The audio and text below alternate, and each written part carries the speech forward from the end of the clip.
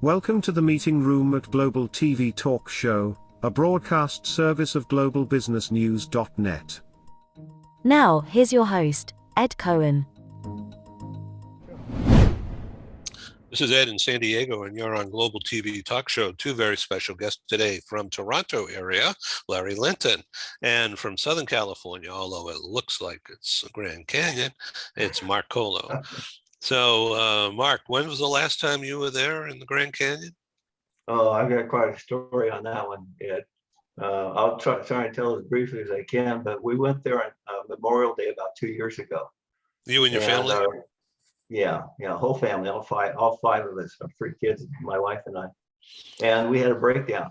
Our car had an axle making a kind of a creaky noise.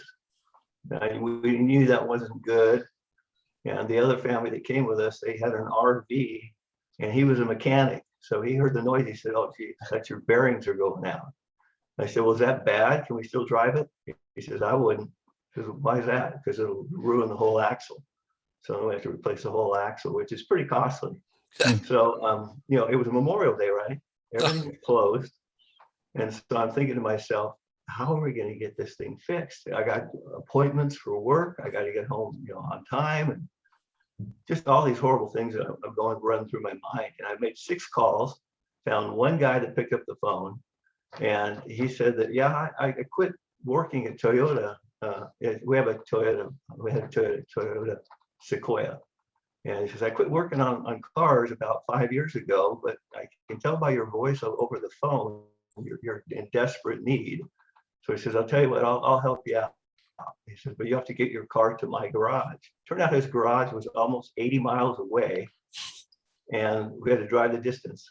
And we had to have the RV follow us so we could get a ride back after we dropped the car off there. And we just said, "Turn right at the next street." There was no street there. It was a dirt road. Went down about 2 miles, and then it said, "Turn left here," on our GPS. Turn left, and I'm thinking, this word got to be lost. It's got to be messed up, this GPS or something. And we found a house there that was sitting right where the address was supposed to be. We knocked on the door, and this guy answers the door, and he says, "Oh, come on in," So I'm thinking, why are we coming on in? What am I even doing here? I'm thinking to myself. And then he says, "Well, let me show you where my shop is." And he walked outside, around the house, took us around the house to the garage, opened the door. It looked like a full-on mechanic shop. Had a lift in there, a hydraulic lift, to lift the car. And I was so amazed. Just in the middle of the desert? In the middle of the desert, right? Wow. So I'm thinking, what are the odds of that? On a Memorial Day weekend, everything's closed, and this thing lined up as such. And then we had some paper in the glove box, and apparently he looked in there for the owner's manual. And he saw something related to our faith, right? To my faith. And he says, "Are you guys da-da-da-da-da?" And I said, "Why would you say that?" He says, "Well, I saw this thing that I recognize, and it was in the glove box, and I had a schedule for meetings and for church meetings." So it was wild. He was a member of our faith, and our faith is not really that well known, not that large, but it is a recognizable faith. And it just really surprised me. I was so shocked that those things would line up just the way they did for us to get that. And he fixed it, and it never failed after he fixed it. So that's my story about it. How much did he charge you? He charged us a pretty good price. It's pretty reasonable. He could have gouged us big time. I know he could have, but I called around afterwards, and it was pretty competitive.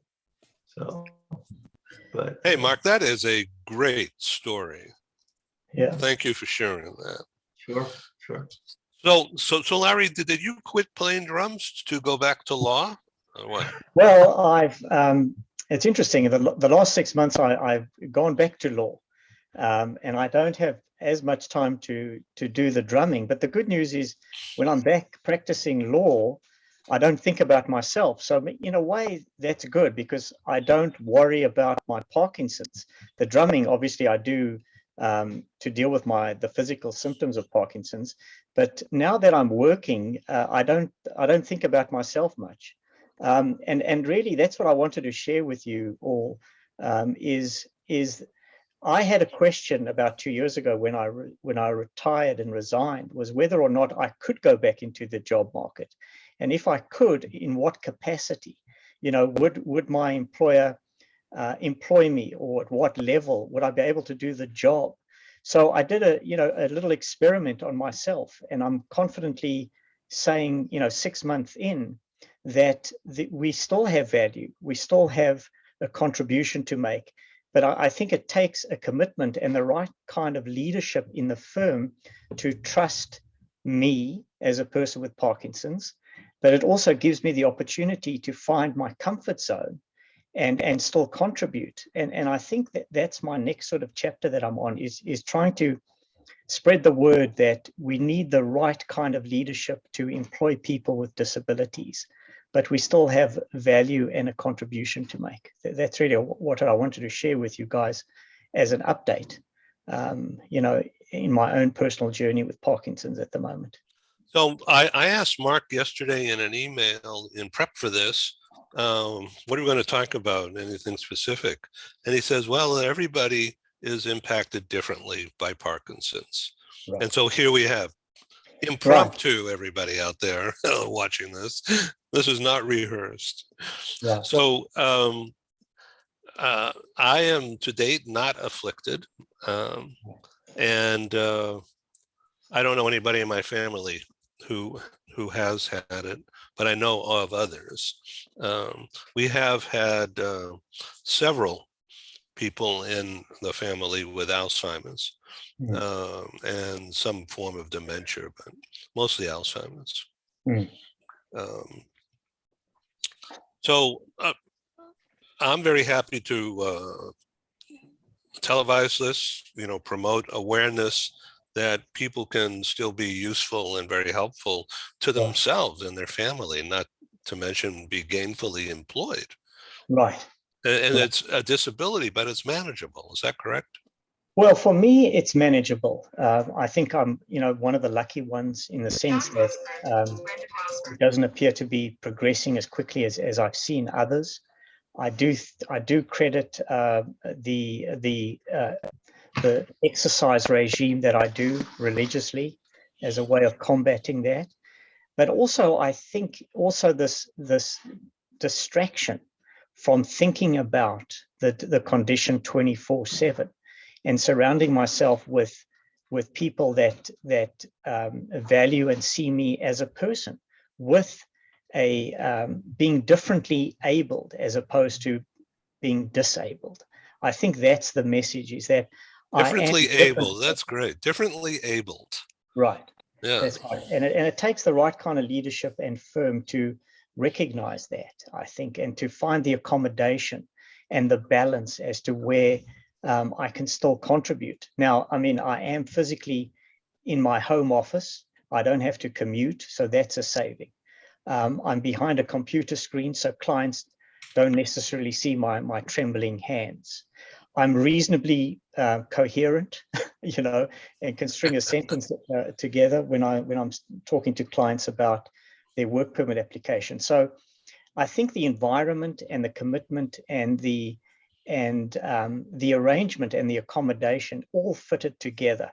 I don't know how long it will last for, but it's been 6 months, and I really wanted to see myself in that 6 months before I could confidently talk about it.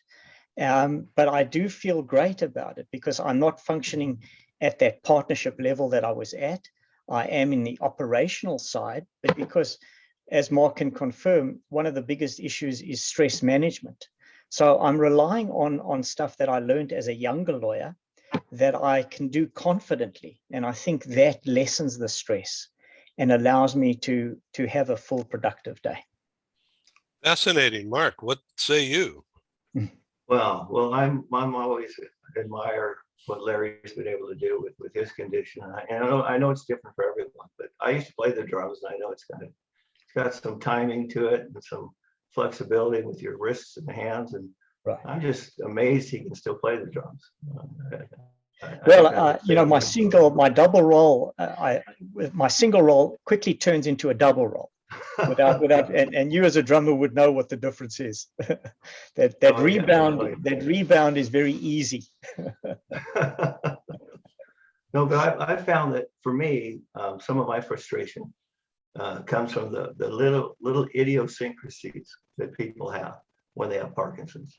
It might be tying your shoe, you being able to do that, or buttoning a button, or just doing just little minor things that you could do it in your sleep when you didn't have the Parkinson's. Yeah. Now it's like it's frustrating as all get out.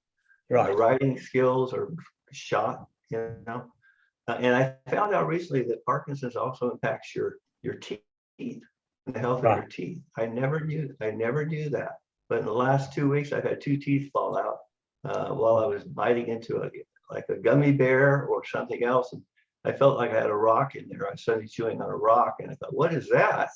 I said, I'm going to call this manufacturer and throw them to the wolves.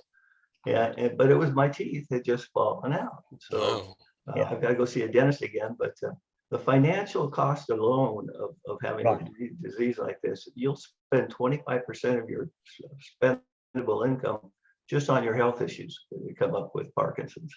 So people don't realize that. I think awareness, like having these shows with Ed, I think are priceless. Because people can watch these things and say, "Oh, I never knew that." I had a guy on the phone just this morning. I talked to him. He said, "Oh, I didn't realize that was what Parkinson's did." But it's like you got the tip of the iceberg. The tremor is like the tip of the iceberg. And there's another, whole world below that tip of the iceberg. It's really the full explanation with Parkinson's.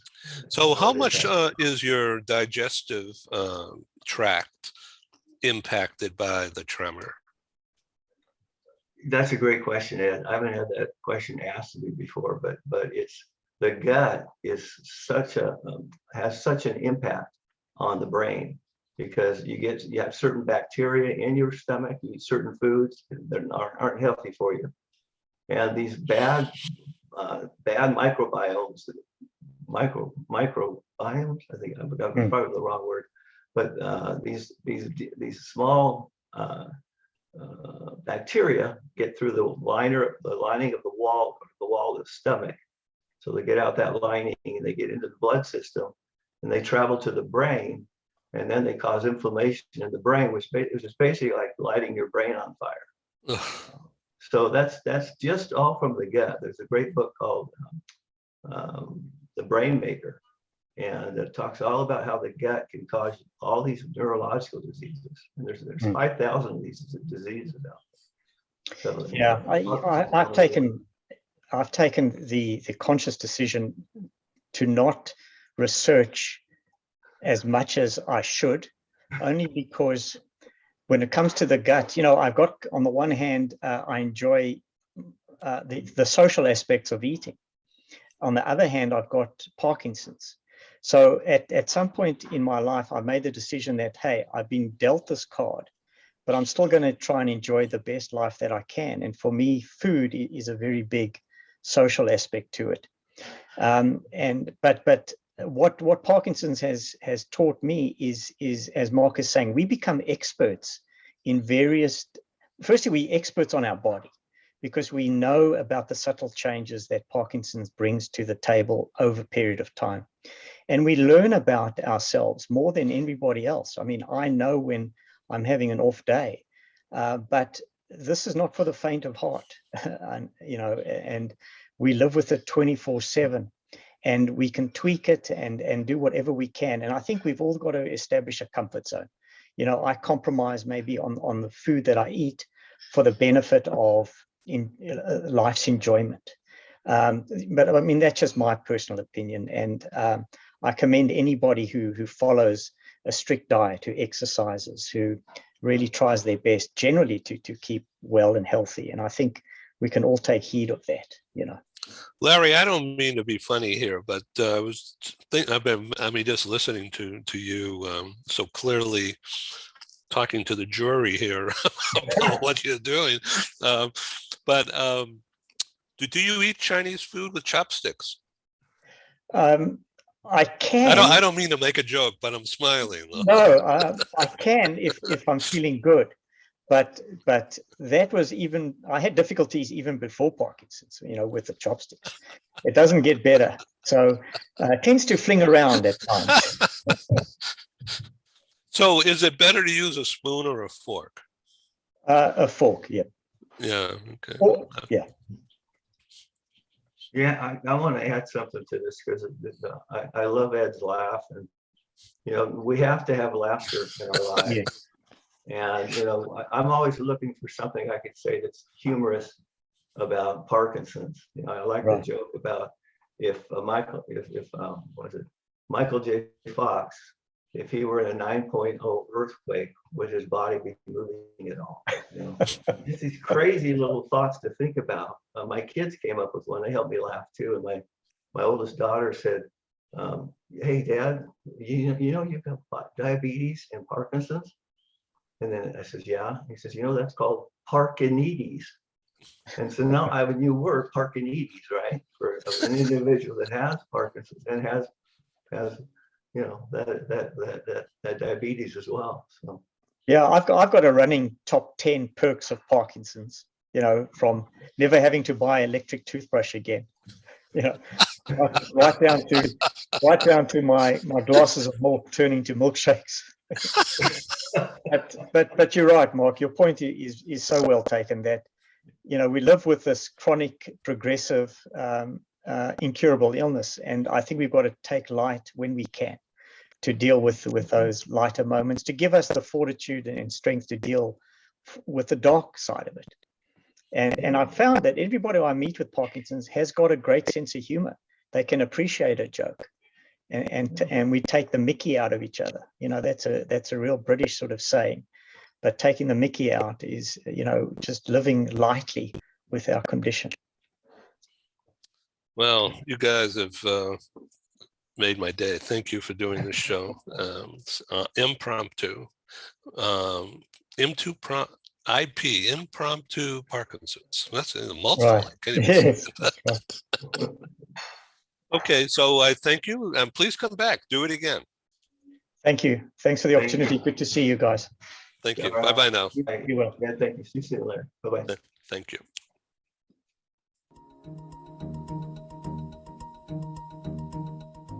Hi, this is Ed, and I thank you for tuning in to Global TV Talk Show, a unit on globalbusinessnews.net. We broadcast to the world, as you know by now. So I wanted to make sure that you understand that our programs are advertising supported. We're grateful for co-sponsors, advertisers. They have a marketing budget coupled with a strong desire to be associated with our top quality program. And of course, I'm grateful. Thank you. So for the next few minutes, you're going to see some commercials. It's mostly very low key, and our prices are very, very reasonable. Our exposure for the advertisers go 12 months and beyond. Some of our advertisers have been with us since March, April of 2020. And Google Analytics has tracked over 125,000 what they call audience page views, which means you looking at this page, that's a page view. Now, if you happen to go to one of our other shows or to our radio broadcasts or to our newspaper or magazine, those become additional page views as measured by Google Analytics. And so when they say 125,000 since spring of 2020 up through Labor Day, a month ago, that's pretty good numbers. And the past 30 days, Google Analytics has measured just under 6,000 audience page views. And that, according to them, is a 42% increase in audience participation over the month of August. So thank you very much. Well, here's our advertisers, and we'll be back in just a couple of minutes or so, and we'll proceed with this interesting conversation. Thank you. This episode from the meeting room of Global TV Talk Show is brought to you by Porch Light Rental and Destination Services. Reduce your renter lump sum or managed relocation costs. Visit them at porchlightrental.com. And by airs.com. With our full range of services, we can help design and manage your international relocation. Find us at airs.com. Primestone Partners, featuring corporate, government, and developer housing solutions, as well as senior-level advisory services. Find them at primestonepartners.com. Stop dreaming and start living overseas. International lifestyle consultant Emily Braun can help you seamlessly transition to your new life in your dream destination. Whether you are a retiree, a digital nomad, or a mobile executive, Emily Braun can make your transition overseas a success. Visit emilybraun.com. Coutalis is a global group with a worldwide footprint. With 16 agencies in 10 countries, Coutalis offers companies and mobile professionals a unique combination of HR services and options. Find us at coutalis.com. Take your communication skills to the next level. Barbara Bolt of Bolt Global has a passion to make you shine. As our globe expands, effective intercultural communication and presentation is a must. Visit boltglobal.com. We are pleased to welcome Adamo Education as a proud sponsor of Global TV Talk Show. The concept of a micro school is the reimagining of the one-room schoolhouse. My name is Tamara Becker. I'm the president and CEO of Adamo Education. The micro school concept really does not just lend itself to the personalization and the customization of learning, but also the social development and fostering that sense of love for learning. Unlike what we see in traditional brick and mortar schools, we have multiple grade levels in the same learning space. Students can be enriched by the socialization that they get, as well as the academic support from peers. What differentiates Adamo is the fact that we are taking the best pieces of brick and mortar, of digital, and then at-home learning. Students here can come 5 days a week. They can come 4 hours a day. It will really just depend on what is best for the student and for the parent. To enroll, just reach out via phone, text, or email, and we'll have that personalized conversation, and we'll be able to get you all set. Check us out at adamoeducation.org. Become a global player in your field. Cross Culture to Go provides virtual support for your global business and career success. We can help you thrive in 140 plus countries and markets. On the web at crossculturetogo.com. Thank you for joining us in the meeting room at Global TV Talk Show. Have a wonderful day and stay safe.